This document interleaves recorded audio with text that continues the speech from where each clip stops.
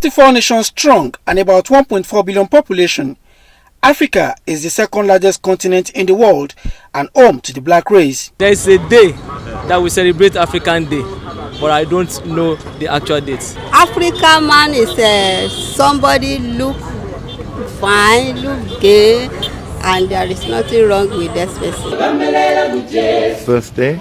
Zambia's first president, Kenneth Kaunda, is 96 years old now.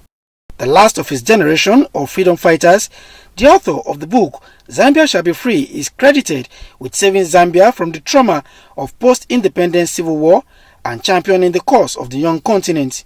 With the formation of the Organization of African Unity, OAU, on May 25, 1963, the continent has pursued development, first through seeking the independence of colonized territories, then unity, and later socio-economic development and prosperity of the continent. The first television station in Nigeria here happened even before countries like France will have a television station, and so many other so-called developed nations. If you look at the record in US, in UK, European countries, they will tell you that Nigerians in particular are doing well in various disciplines.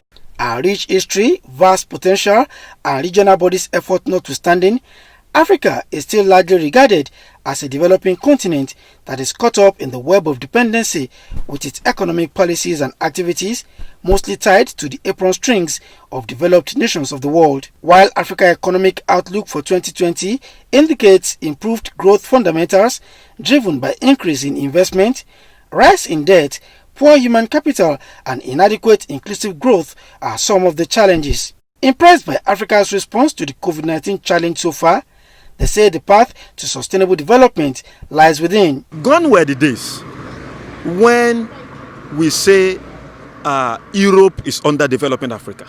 Even when the Madagascar president is taking the lead that no, we have the cure for this. What is African Union doing? We've been able to cope with the challenges of this pandemic. The government has done well by inviting the private sector too.